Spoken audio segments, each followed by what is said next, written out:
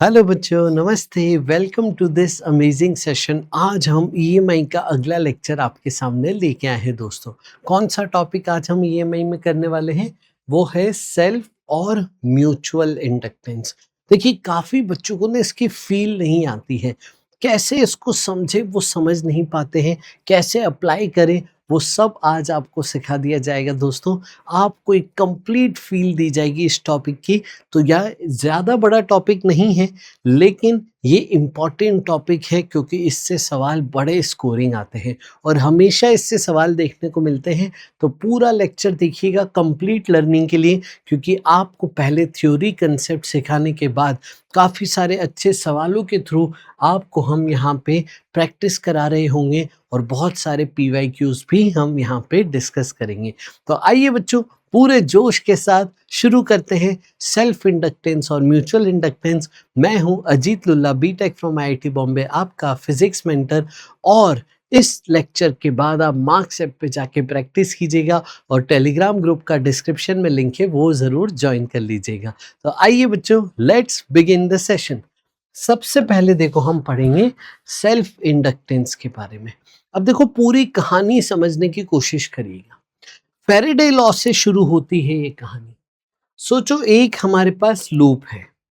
इस लूप के पास आप सोचिए, यहाँ पे इस लूप से करंट पास कर रहा है। सोचिए, इस लूप से करंट पास कर रहा है, ठीक है।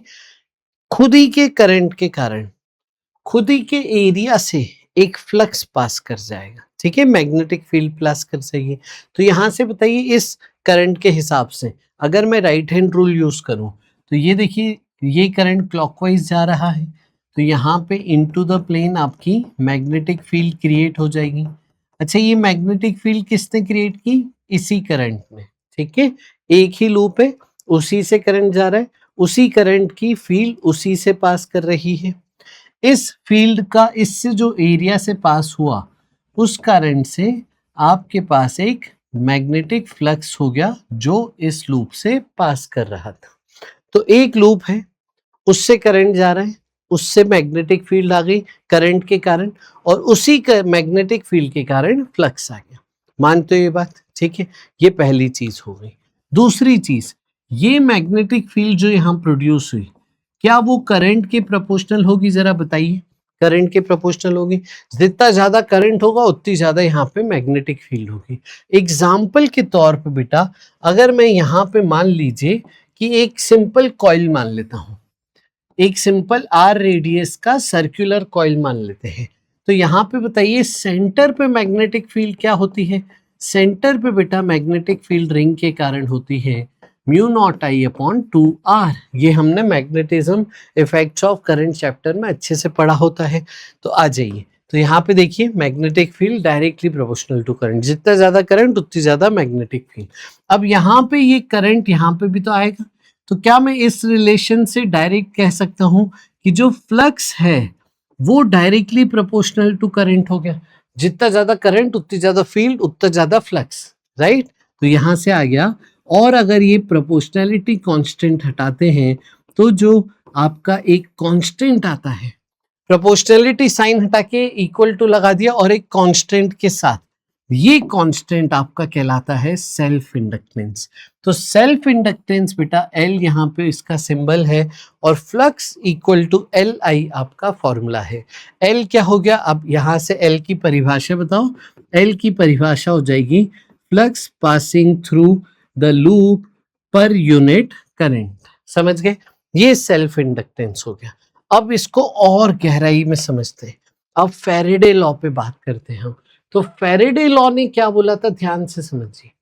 फैराडे लॉ ने बोला था कि अगर फ्लक्स चेंज होगा विथ टाइम, अगर फ्लक्स चेंज होगा विथ टाइम, तो यहां पे इंड्यूस्ड ईएमएफ आ जाएगा। समझ गए? और ये इंड्यूस्ड ईएमएफ क्या होता है? लेंज लॉ ने क्या बोला था? ये होता है इस तरीके से ताकि ये अपोज करेगा चेंज को, अपोज दी चेंज। मानते हो ये बात? पक्का? ठीक है, ये कहा था फैराडे लॉ और लेंज लॉ ने। अब इसी कहानी को आगे बढ़ाते हैं इस सिंगल लूप के लिए। अगर मैं इसका करंट चेंज कर दूं तो अगर मैं इस लूप में करंट चेंज कर दूं तो यहां पे जो मैग्नेटिक फील्ड थी वो चेंज हो जाएगी, मैग्नेटिक फील्ड चेंज हुई तो फ्लक्स चेंज हो गया, फ्लक्स चेंज हो गया अगर तो इंड्यूस्ड ईएमएफ आ गया। यस, तो करंट चेंज से आपको मैग्नेटिक फील्ड चेंज मिलेगी और मैग्नेटिक फील्ड चेंज होने से फ्लक्स चेंज हो जाएगा और फ्लक्स के चेंज होने से एक ईएमएफ इंड्यूस हो जाएगा। समझ गए? पक्का? चलो आ जाओ थोड़ा सा मैथमेटिकल एक्सप्रेशन लिखते हैं। तो फ्लक्स यहाँ पे आपने अभी लिखा L इंटू आई के टर्म्स में लिखा जा सकता है। फेरेडे लॉ, लेंज लॉ ने क्या कहा था कि ईएमएफ जो है वो minus d phi by d t आप लिख सकते हैं। तो ये इसे डिफ्रेंशिएट कीजिए। चलिए, तो L तो कांस्टेंट है तो L यहाँ पे आ गया, D I by d T ये आपका करंट का डिफ्रेंशिएशन आ जाएगा। इसको डिफ्रेंशिएट करना मतलब L एज इट इज बस D I by d T, यानी यहां से ईएमएफ का मैग्नीट्यूड कितना आ रहा है बच्चों, वो आ रहा है L D I by d T. ये आप ध्यान रखिएगा। तो यहाँ पे ये फॉर्मूला और ये फॉर्मूला सुपर इंपॉर्टेंट यहाँ पे बन जाते हैं। आइए आगे बढ़ते हुए हम यहाँ पे और डिटेल में इसकी पूरी कहानी फिर से समझते हैं। आ जाओ और एक एक ज्योमेट्री के लिए फॉर्मूला डिराइव करते हैं। तो एक लूप है, ठीक है, इससे खुद ही के लूप से करंट पास कर रहा है, तो खुद ही के लूप के कारण जो करंट है उसी के कारण खुद ही के एरिया से मैग्नेटिक फील्ड पास करेगी तो उसका फ्लक्स आ जाएगा। तो खुद ही के करंट के चेंज के कारण खुद ही के एरिया से जो फ्लक्स पास कर रहा था वो चेंज होने लगेगा। तो खुद ही के फ्लक्स के चेंज के कारण खुद ही में एक ईएमएफ इंड्यूस हो जाएगा जो खुद ही खुद के फ्लक्स के चेंज के को अपोज कर रहा होगा। आई बात समझ में? तो यहाँ पे करंट चेंज को बेसिकली अपोज करना है। एक प्रकार से करंट चेंज हुआ तभी फ्लक्स चेंज हुआ तभी ईएमएफ इंड्यूस है और ये EMF induce oppose the change करेगा। इसका मतलब करंट के चेंज को अपोजिशन दे रहे हो तो करंट के चेंज को आपको अपोजिशन मिल रहा है, रेजिस्टेंस मिल रहा है, रेजिस्टेंस टू करंट चेंज या फिर अपोजिशन टू करंट चेंज। समझ गए बेटा? अपोजिशन टू करंट चेंज, इसीलिए इसको हम इलेक्ट्रिकल इनर्शिया भी कहते हैं। इलेक्ट्रिकल इनर्शिया भी कहते हैं, मतलब एक ऐसी प्रॉपर्टी जो चेंज को अपोज करती है। इनर्शिया ऑफ मोशन क्या था? आपका इनर्शिया ऑफ मोशन था resistance offer to change in motion, right? Body change in motion को अपोज करती है। इलेक्ट्रिकल इनर्शिया मतलब बॉडी या लूप करंट के चेंज को अपोज कर रहा है। करंट कांस्टेंट रहे हमें कोई दिक्कत नहीं है, करंट ज्यादा हो कम हो हमें कोई दिक्कत नहीं, लेकिन कांस्टेंट होना चाहिए। करंट समय के साथ बढ़ेगा तो फिर दिक्कत है, ईएमएफ इंड्यूस आ जाएगा। करंट यहाँ पे समय के साथ कम होगा तो फिर दिक्कत है, ईएमएफ इंड्यूस आ जाएगा। अब देखिए यहाँ पे करंट सपोज अगर इस डायरेक्शन में जा रहा है और आपने करंट को कम कर दिया तो इसी को आप बढ़ाने के लिए ईएमएफ इंड्यूस इसी तरीके से बना लेंगे। अगर ये करंट बढ़ जाता तो बेटा आपको इसको अपोजिशन देना है तो आप ईएमएफ इंड्यूस इस तरीके से लगाते। तो ये जो ईएमएफ इंड्यूस होता है ना, इसको कई बार बैक ईएमएफ, अपोजिंग ईएमएफ भी कह देते हैं क्योंकि ये चेंज इन करंट को अपोज कर रहा होता है। तो बहुत ध्यान से यहाँ पढ़ेंगे। देखिए, self inductance is the property of circuit by which the change in current flowing through it induces an electromotive force or EMF in the circuit. This EMF always opposes the change in current that is created. समझ गए? तो change in current को oppose कर रहे हैं। Mathematical formulation हमने बता दिया, ये आपका फ्लक्स का फॉर्मूला हो गया और ये आपका ईएमएफ इंड्यूस्ड का फॉर्मूला आ गया। यूनिट, ऐसा यूनिट बेटा इसका हेनरी है, ठीक है। यहाँ पे डायमेंशन फॉर्मूला देखो किससे निकालेंगे। अभी मैं आगे जाके आपको बताऊंगा कि एनर्जी का फॉर्मूला इंडक्टर में होता है हाफ LI स्क्वायर, ठीक है। तो एनर्जी का डायमेंशन फॉर्मूला क्या होता है बच्चे? ml2 t-2। हाफ का तो कुछ नहीं है, L का निकालना है और ये हो गया करंट का स्क्वायर। तो देखो डायमेंशनल फॉर्मूला ऑफ इंडक्टेंस कितना आसानी से आ गया। इसको उधर भेज दे तो mL2T-2 एम्पियर -2, ये हो गया dimensional formula of self inductance. आई बात समझ में। अब मैं ना आपको इसकी वैल्यू अलग अलग ज्योमेट्रीज के लिए निकलवाता हूँ। सबसे पहले मैं सर्कुलर रिंग के लिए निकाल देता हूँ। चले मान लीजिए एक सर्कुलर रिंग है, करंट आई जा रहा है, n टर्न्स है इसमें, ठीक है, n टर्न्स है और इसका साइज ना छोटा है, इसका जो रेडियस है वो स्मॉल है। अभी मैं बताऊंगा रेडियस स्मॉल के लिए क्यों बात कर रहे हैं। सबसे पहले आप ना ये फॉर्मूला देखिए, ये फॉर्मूले से आप सेल्फ इंडक्टेंस निकाल रहे होंगे। तो फ्लक्स क्या होता है, B डॉट एरिया। तो इसका मतलब आपको मैग्नेटिक फील्ड चाहिए यहाँ पे इसी करंट के कारण, एरिया चाहिए लूप का, मल्टीप्लाई करके फ्लक्स निकालेंगे और फिर LI से हम कंपेयर कर रहे होंगे और फिर सॉल्व करके L आ जाएगा। आ जाओ देखो कैसे। तो इस लूप के कारण सेंटर पे मैग्नेटिक फील्ड का फॉर्मूला है μ0I/2 इंटू रेडियस।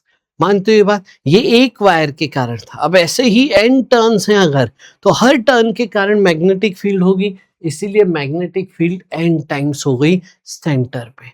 अब लूप क्योंकि बहुत बड़ा नहीं माना है, छोटा सा लूप माना है, इसका मतलब जो सेंटर पे फील्ड है वही मैं पूरे इलाके में फील्ड मान रहा हूं। तो आप देखिए हर जगह की मैग्नेटिक फील्ड यहाँ पे सेम मान ली। अब बताइए इससे फ्लक्स कैसे लिखेंगे, B इंटू एरिया, ये area B into area multiply करके एक लूप से फ्लक्स आए। अब ऐसे n टर्न्स हैं तो इंटू n करना पड़ेगा। तो यहाँ पे देखिए आप मैग्नेटिक फील्ड की वैल्यू यहाँ पे पुट कीजिए और area pi small r square रख देते हैं।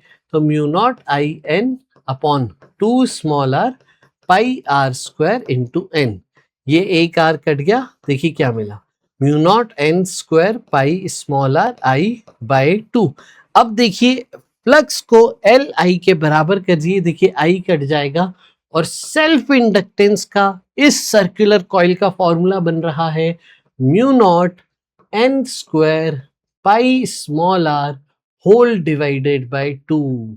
ये एक्सप्रेशन हमें याद रखना है बेटा, जी हाँ, ये एक्सप्रेशन हमें याद रखना है। तो एक सर्कुलर कॉइल का, स्मॉल सर्कुलर कॉइल का ये सेल्फ इंडक्टेंस बना। अब इस फॉर्मूला को देख के बताओ सेल्फ इंडक्टेंस किन किन चीजों पे डिपेंड कर रहा है। सेल्फ इंडक्टेंस डिपेंड कर रहा है सबसे पहले तो नंबर ऑफ टर्न्स के डायरेक्टली प्रोपोर्शनल है, वो भी स्क्वायर के डायरेक्टली प्रोपोर्शनल है। नंबर ऑफ टर्न्स अगर सब कुछ सेम रख के नंबर ऑफ टर्न्स डबल कर दे तो सेल्फ इंडक्टेंस 4 गुना हो जाएगा नंबर ऑफ टर्न्स के प्रोपोर्शनल। फिर साइज और शेप के प्रोपोर्शनल, ज्योमेट्री के प्रोपोर्शनल, समझ गए। ये फॉर्मूला किसके लिए है, सर्कल के लिए। ट्रायंगल के लिए अलग फॉर्मूला आएगा, हेक्सागन के लिए अलग, स्क्वायर के लिए अलग। तो हर एक साइज एंड शेप के लिए अलग अलग। और देखिए रेडियस ज्यादा तो यहाँ पे साइज ज्यादा होने पे सेल्फ इंडक्टेंस ज्यादा हो जाएगा। और देखिए यहाँ पे मीडियम पे भी डिपेंड कर रहा है। आप देखो μ0 जो है वो वैक्यूम में यूज करते हैं, अगर मीडियम भी आ जाए यहाँ पे, मीडियम भी होता तो हम μ0 की जगह μ0 इंटू μr ले रहे होते, इसकी जगह μ0 इंटू μr ले लेते। μr रिलेटिव परमिएबिलिटी है। इसका मतलब सेल्फ इंडक्टेंस यहाँ पे ज्योमेट्रिकल कॉन्फ़िगरेशंस पे डिपेंड कर रहा है और मीडियम पे डिपेंड कर रहा है। देखिए करंट पे डिपेंडेंसी नहीं थी क्योंकि करंट कट जाएगा ना इक्वेट करोगे, तो इसलिए करंट नहीं दिया रहता आपको, बस ज्योमेट्री दी रहती है और आपसे पूछते हैं सेल्फ इंडक्टेंस का फॉर्मूला बताइए। अब ध्यान से सुनिएगा, ये हो गई बात किसकी, सर्कल कॉइल की। अब इसी तरीके से ट्रायंगुलर होता तो हमें ट्रायंगल के सेंटर पे फील्ड निकालने आनी चाहिए। स्क्वायर होता तो स्क्वायर के सेंटर पे फील्ड निकालने आनी चाहिए। हेक्सागन होता तो हेक्सागन के सेंटर पे फील्ड निकालने आनी चाहिए। फिर हम फ्लक्स को लिखेंगे field into area into number of turns, इसको बराबर करेंगे L इंटू आई के और फिर हमें L मिल जाएगा। देखिए यहाँ पे ध्यान रखिएगा n के स्क्वायर है, ठीक है। अब देखिए जो स्टैंडर्ड याद करने वाली चीज है वो मैं आपको बता देता हूं, वो है बेटा आपका सोलेनॉइड। समझ गए, सोलेनॉइड का सेल्फ इंडक्टेंस बड़ा पूछा जाता है, तो ये सोलेनॉइड का हमें याद होना चाहिए बेटा। बिल्कुल अच्छे से 100% याद होना चाहिए। आइए इसे सॉल्व करें। सबसे पहले आइडियल सोलेनॉइड की मैग्नेटिक फील्ड इस तरीके से है बेटा। ये मैग्नेटिक फील्ड, अच्छा करंट दिया नहीं रहेगा कभी भी किसी भी ज्योमेट्री में, अज्यूम करना पड़ेगा। तो आप अज्यूम कीजिए कि यहां से करंट पास हो रहा है।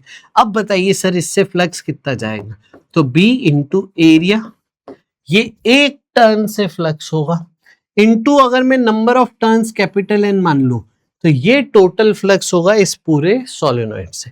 अच्छा सोलेनॉइड की मैग्नेटिक फील्ड क्या होती है, mu naught small n into I, area इसका क्या हो गया pi r square into capital N। यहाँ पे स्मॉल n क्या होता है, स्मॉल n होता है number of turns per unit length, उसको यहाँ पे रख दीजिए। तो mu naught n by L, तो n square pi r square I upon L. समझ गए, एल ये लेंथ ऑफ द सोलेनॉइड है।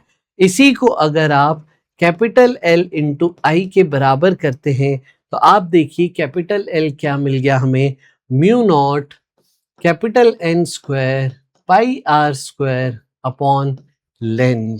इसी को देखिए ऐसे भी लिख सकते हैं, mu naught N square area by length. अब देखिए अगर मैं स्मॉल एन के टर्म्स में लिखना चाहूं, कैपिटल एन को लिख दो स्मॉल एन इंटू एल, तो ये आ जाएगा आपका expression mu naught small n square A into L. ये आपका सोलेनॉइड के लिए सेल्फ इंडक्टेंस का फॉर्मूला है जो एकदम अच्छे से याद होना चाहिए। स्मॉल एन क्या है, number of turns per unit length, समझ गए। कैपिटल एन क्या है, capital N total number of turns है, टोटल नंबर ऑफ टर्न्स है, ये अंतर है, इसे ध्यान रखिएगा। और चलिए आगे बढ़ते हैं। मान लीजिए अब अगर दो कॉइल होते तो हम म्यूचुअल इंडक्टेंस का कंसेप्ट लगा रहे होते। म्यूचुअल मतलब एक दूसरे से लिंक्ड है। देखिए कैसे, सोचो एक कॉइल है, कॉइल 1 और ये कॉइल 2, समझ गए, दो कॉइल है यहां पे। अब ध्यान दीजिएगा, यहाँ पे कॉइल 1 और कॉइल 2 यहाँ पे है। मान लीजिए कॉइल 1 से करंट पास कर रहा है, कॉइल 1 से करंट पास कर रहा है। अगर आप करंट 1 को, कॉइल 1 के करंट को चेंज करते हैं, ठीक है, तो खुद ही के करंट के चेंज के कारण खुद ही से जो फ्लक्स का चेंज होगा उसी को अपोज करने के लिए खुद में एक ईएमएफ इंड्यूस हो जाएगा। वो ईएमएफ इंड्यूस को हम कहते थे सेल्फ इंडक्टेंस। ये खुद ही के चेंज के कारण आ रहा है। अब देखिए म्यूचुअल मतलब एक के चेंज के कारण दूसरे में इफेक्ट आना। तो इस करंट के कारण यहां पे मैग्नेटिक फील्ड होगी, तो magnetic field due to 1 inside 2 ये हो रही होगी, मानते हो ये बात। तो करंट के कारण तो पूरे इलाके में आसपास मैग्नेटिक फील्ड आ जाएगी। अब ये मैग्नेटिक फील्ड इससे पास करेगी तो फ्लक्स थ्रू 2, मानते हो ये बात, ड्यू टू 1। तो करंट 1 के कारण इससे फ्लक्स भी पास कर रहा है। अब करंट 1 में चेंज आएगा तो इसका फ्लक्स चेंज आएगा, इसके फ्लक्स को चेंज करने के लिए इसमें एक ईएमएफ इंड्यूस हो जाएगा।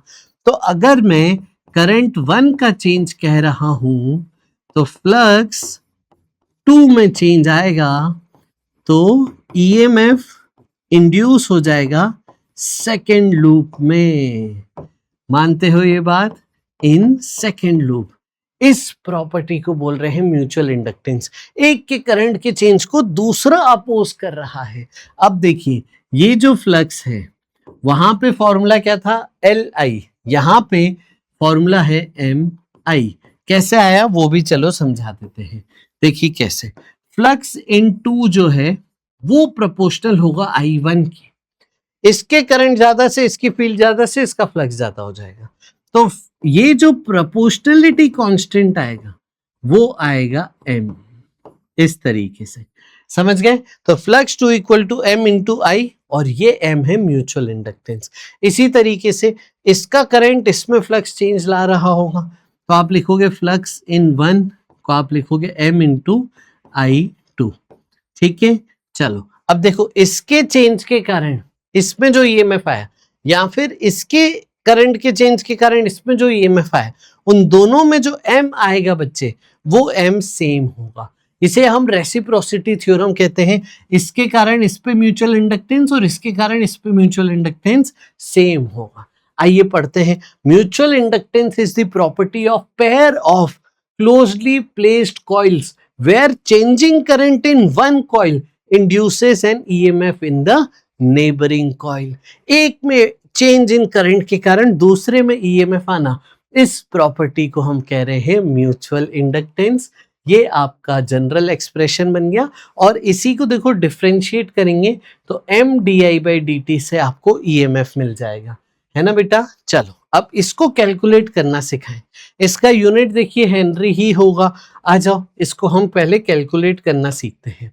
तो ध्यान से देखिए, दो हमें कॉइल दिए हैं। सपोज एक बड़ा कॉइल दिया है करंट आई का, करंट नहीं दिया है सर, रेडियस दिया है। देखिए एक बड़ा कॉइल है, रेडियस कैपिटल आर और उसमें टोटल टर्न्स N1 है। सेंटर पे छोटा कॉइल है, रेडियस है स्मॉल आर, उसके टर्न्स है N2। कैपिटल आर बहुत बड़ा है स्मॉल आर से। जरा मन में सोचो तो इसका कंसेप्ट क्या होगा, समझ गए होंगे आप अभी तक। हम करंट मानेंगे बड़े वाले में, ठीक है। तो करंट जनरली हम आउटसाइड वाले में मानेंगे, लार्जर कॉइल में मानेंगे, है ना। जनरली हम लार्जर कॉइल में करंट मान रहे होंगे। तो देखो करंट दिया नहीं है आपको, बस ज्योमेट्री दी रहती है और आपसे पूछते म्यूचुअल इंडक्टेंस बताइए।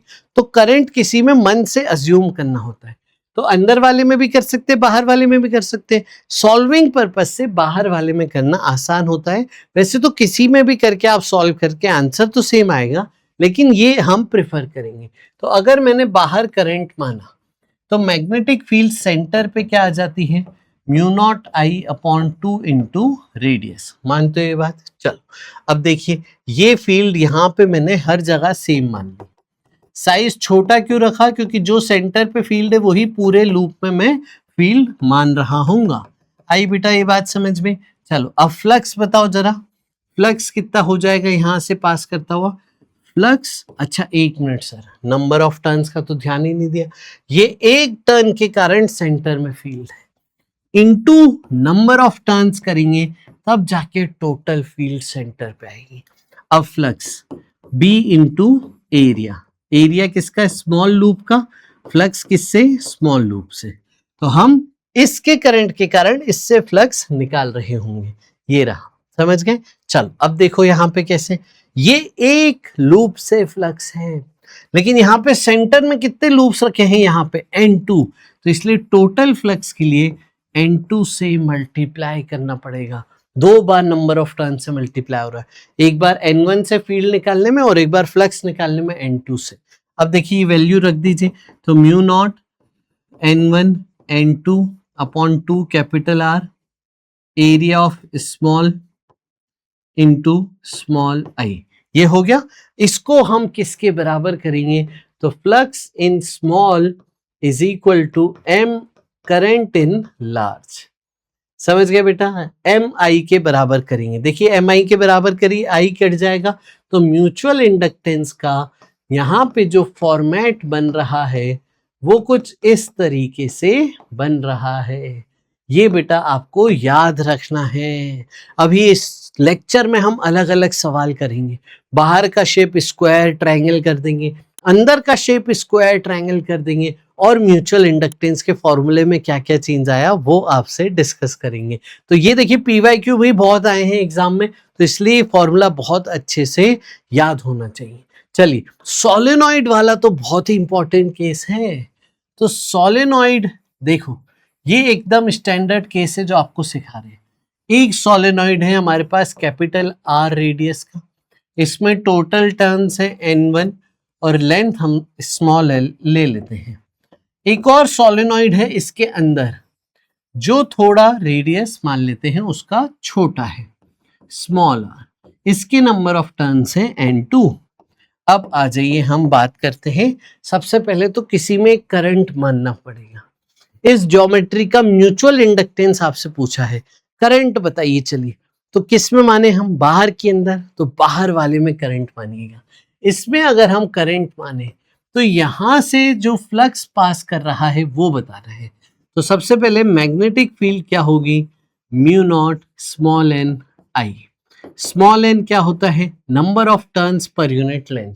बाहर वाले के लिए बात कर रहे हैं तो N1 डिवाइडेड बाय L, ये हो गई मैग्नेटिक फील्ड। अब फ्लक्स इनसाइड वाले पे, फ्लक्स स्मॉलर वाले पे हम कैसे लिखेंगे, B इंटू एरिया किसका, स्मॉलर वाले का। अब ये फ्लक्स एक टर्न से, एक गोले से पास करेगा। ऐसे कितने नंबर ऑफ टर्न है, N2, तो N2 से मल्टीप्लाई कीजिए। अब देखिए mu naught small N I into area of small into capital N2। अब स्मॉल एन यहाँ पे क्या लिखा जाए, कैपिटल N1 बाय L, तो ये हो गया mu naught N1 N2 area of small into current upon length. इसको आप किसके बराबर करेंगे, अभी हमने देखा हम फ्लक्स को इक्वेट करेंगे M इंटू आई से, इक्वेट करिए, आई कट जाएगा और M का यहाँ पे देखिए एक्सप्रेशन आ गया, mu naught N1 N2 area of small one divided by length. ये म्यूचुअल इंडक्टेंस का फॉर्मूला है और ये आपको याद होना चाहिए। Number of turns N1 N2 पे डिपेंड कर रहा है, एरिया छोटे वाले पे, लेंथ के इनवर्सली प्रोपोर्शनल, और मीडियम बदल दें, अगर बीच में हम आयरन की रॉड लगा दें तो मीडियम बदलने से म्यू नॉट की जगह म्यू नॉट म्यू आर आ जाएगा। ये म्यूचुअल इंडक्टेंस का यहाँ पे कंप्लीट यहाँ पे थ्योरी हो गई।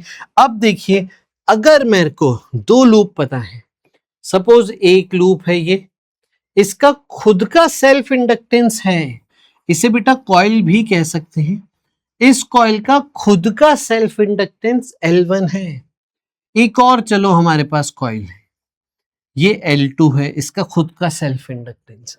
अब इन दोनों का म्यूचुअल इंडक्टेंस, एक के कारण दूसरे पे जब इफेक्ट देखते हैं, वो म्यूचुअल इंडक्टेंस सेल्फ इंडक्टेंस के टर्म्स में फॉर्मूला होता है K times root L1 L2। और K को देखिए हम क्या कहते हैं, K को हम कहते हैं कपलिंग कोएफिशिएंट। ये बताता है कि कपलिंग कितनी अच्छी है। अब ध्यान से सुनिएगा, इससे जितना फ्लक्स पास कर रहा है उतना फ्लक्स पूरा इससे पास कर जाए, सारी मैग्नेटिक फील्ड लाइंस इसमें पास कर जाए, तो आप बोलोगे फ्लक्स का लिंकेज बहुत अच्छा है। एक का फ्लक्स दूसरे में पास हो गया तो इसका लिंकेज आइडियल लिंकेज है। तो आइडियल फ्लक्स लिंकेज के लिए K की वैल्यू हम 1 ले लेंगे। लेकिन मान लीजिए ये बड़ा दूर रखा है तो इसका सारा फ्लक्स इससे पास नहीं करेगा, ओरिएंटेशन टिल्ट विल्ट कर दिया गया है, तो टिल्टिंग करने से इसका सारा फ्लक्स इससे पास नहीं करेगा। तो अगर आपकी कपलिंग आइडियल नहीं है, सारा फ्लक्स इससे पास नहीं कर रहा है, तो K 1 से छोटा होगा बेटा, और म्यूचुअल इंडक्टेंस फिर K इंटू L1 L2 का रूट से हम बता रहे होंगे। दो कोएक्सियल सोलेनोइड का फॉर्मूला हमने याद कर ही लिया है, इसका यूनिट वही है सेल्फ इंडक्टेंस वाला, और इसका डायमेंशन भी सेल्फ इंडक्टेंस वाला है। तो ये हो गया आपका म्यूचुअल इंडक्टेंस की थ्योरी। अब एनर्जी की भी बात कर लेते हैं, यहाँ पे ध्यान से समझिए। तो ईएमएफ यानी वोल्टेज को आपने क्या लिखा था, L di/dt। सही है बच्चों यहाँ तक। अब ध्यान से सुनो, पावर को हम कैसे लिखते हैं, तो हमने इलेक्ट्रोस्टैटिक्स में भी सीखा है, करंट इलेक्ट्रिसिटी में भी सीखा है। वर्क डन का फॉर्मूला था charge into voltage, work done को टाइम से डिवाइड करो तो charge upon time, current into voltage, voltage को ईएमएफ लिख रहे हैं तो IL di/dt, ये पावर हो गया। वर्क डन क्या होता है, वर्क डन है पावर इनटू छोटे से टाइम का इंटीग्रेशन। तो देखिए इसको मल्टीप्लाई करेंगे, dt हट जाएगा, तो LI/DI का इंटीग्रेशन। अब देखिए I/DI का इंटीग्रेशन, x का इंटीग्रेशन x²/2, वैसे ही I का इंटीग्रेशन I²/2, तो फॉर्मूला आ गया ½ Li², और वर्क डन एनर्जी में स्टोर हो गया है। अब समझिएगा इसका कंसेप्ट क्या है।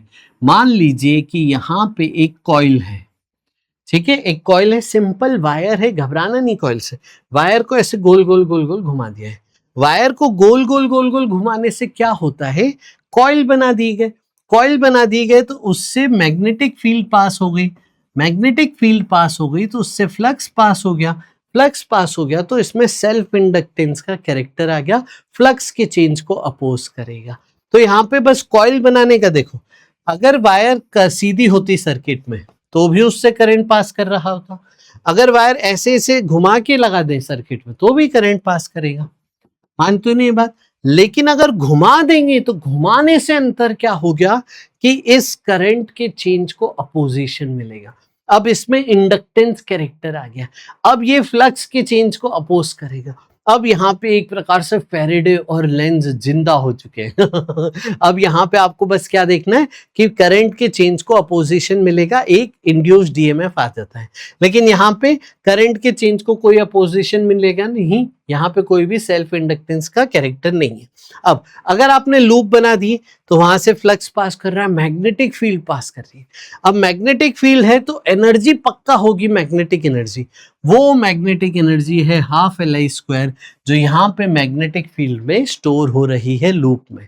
अब अगर इसी को आप, ये रहा फॉर्मूला डिराइव कर दिया, अगर इसी को मैं वॉल्यूम से डिवाइड कर देता हूं तो मैग्नेटिक एनर्जी डेंसिटी मिलती है। मैग्नेटिक एनर्जी डेंसिटी मतलब energy stored per unit volume, और इसका फॉर्मूला होता है ½ B²/μ0। तो ये आपके सामने डेरिवेशन है, एनर्जी को ½ Li² लिखा, एल का फॉर्मूला जो हमने डिराइव किया था कॉइल के लिए उसको यहाँ पे पुट किया, सोलेनॉइड के लिए हमने जो डिराइव किया था, और जो वॉल्यूम ½ Li², ये हमने करंट, देखिए मैग्नेटिक फील्ड का फॉर्मूला μ0 है नहीं, वहां से करंट का फंक्शन निकाल के यहाँ रखा, तो एनर्जी ½ Li² से निकाली, वो इस प्रकार से आई। इसको वॉल्यूम से डिवाइड किया, वॉल्यूम को एरिया इंटू लेंथ लिखा, तो ये एनर्जी डेंसिटी का फॉर्मूला यहाँ पे बना। एनर्जी डेंसिटी मतलब energy stored per unit volume. आइए अब हम थोड़े से सवाल जवाब करते हैं और बड़ा मजा आने वाला है आपको सवाल जवाब में। आइए फर्स्ट सवाल देखिए, पूछा गया है 24 में, ये अभी हमने किया है ना।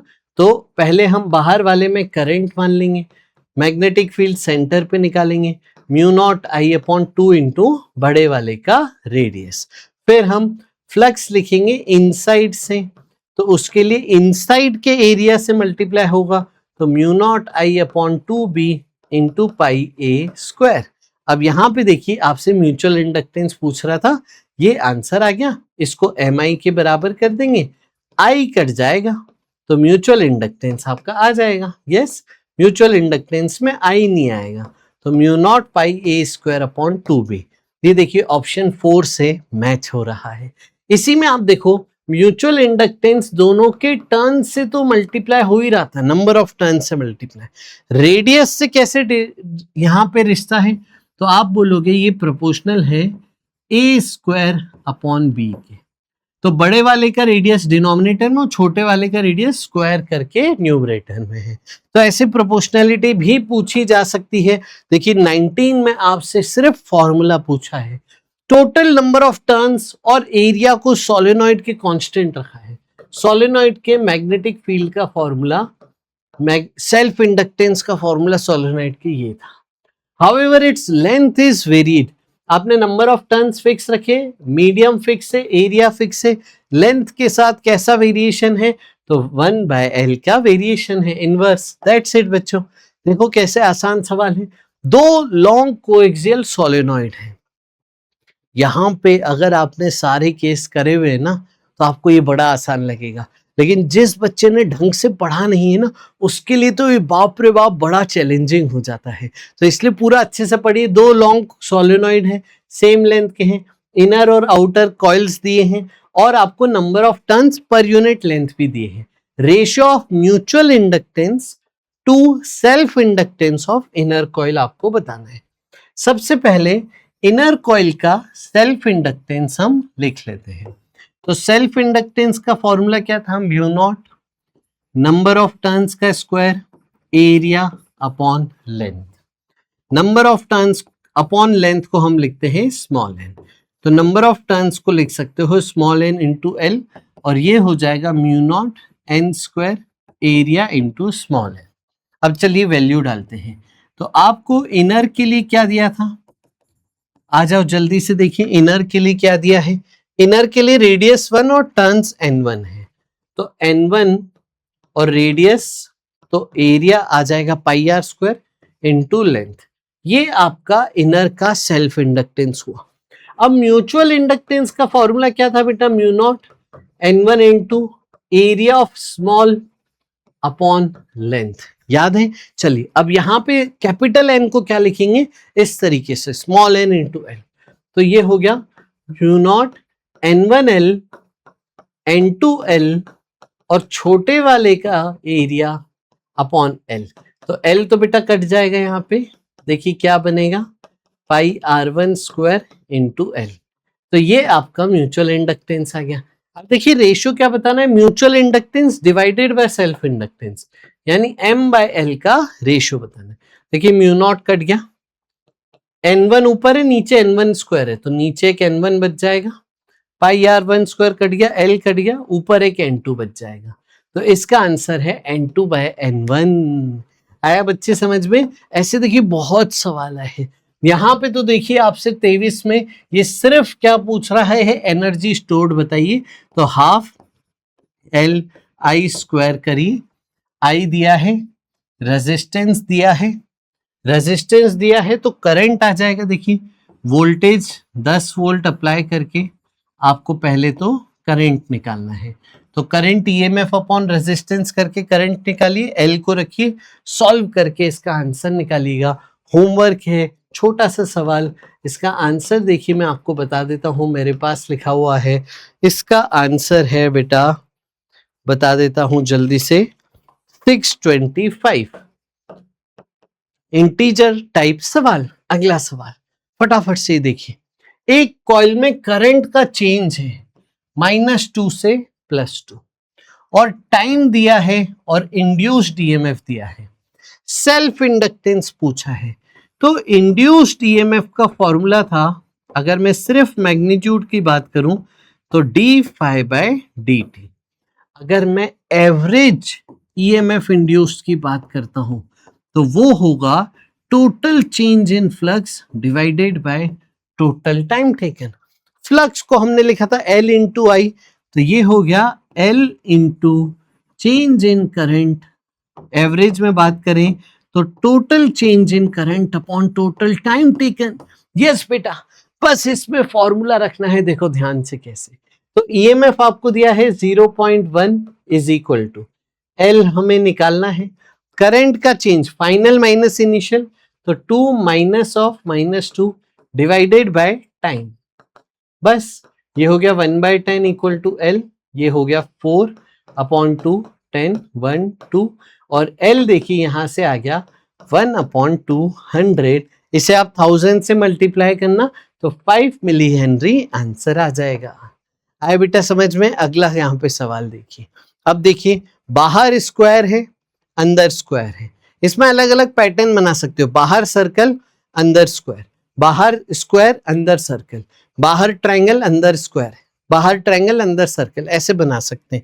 तो इसके लिए आपको सबसे पहले बेटा rectangle, sorry triangle, symmetric elements, triangle, square, hexagon, इन सब की सेंटर पे फील्ड याद होनी चाहिए, याद होनी चाहिए, बहुत इंपॉर्टेंट है ना। आपको याद नहीं है तो अभी मेरे लेक्चर देखिए, आपको इस प्लेलिस्ट में ऊपर जाके MEC moving charges and magnetism playlist में आपको इसके सारे लेक्चर मिल जाएंगे। वहां पे मैंने मैग्नेटिक फील्ड के सबके फॉर्मूले डिराइव करके याद कराए हैं, ये पिछले चैप्टर में हमने किया था।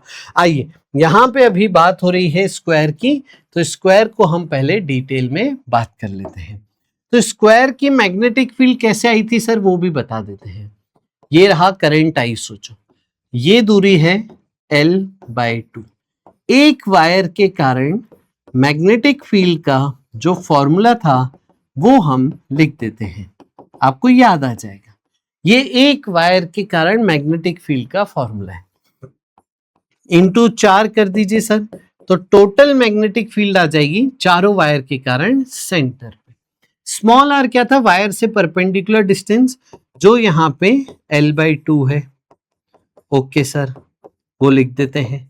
sin θ1 sin θ2 क्या है, जो सेंटर पे एंगल बन रहे हैं अंत को जोड़ते हुए परपेंडिकुलर लाइन से, ये एंगल स्क्वायर में होते हैं 45 डिग्री। तो ये sin 45 क्या हो गया 1/√2 प्लस 1/√2। अब देखिए ये फॉर्मूला याद रखिएगा प्लीज। देखिए क्या हो गया 1/√2 प्लस 1/√2 इसका डबल 2/√2 √2 हो जाएगा, तो एक √2 आ गया और नीचे से अपॉन में 2 था वो ऊपर आके न्यूमरेटर में मिल जाएगा, तो 2√2 म्यू नॉट आई अपॉन पाई एल। ये मैग्नेटिक फील्ड है स्क्वायर के कारण सेंटर पे। अब स्क्वायर बाहर वाले में मैं एक करंट अज्यूम कर लूं तो सेंटर पे मैग्नेटिक फील्ड हमें पता है 2√2 म्यू नॉट आई अपॉन पाई एल।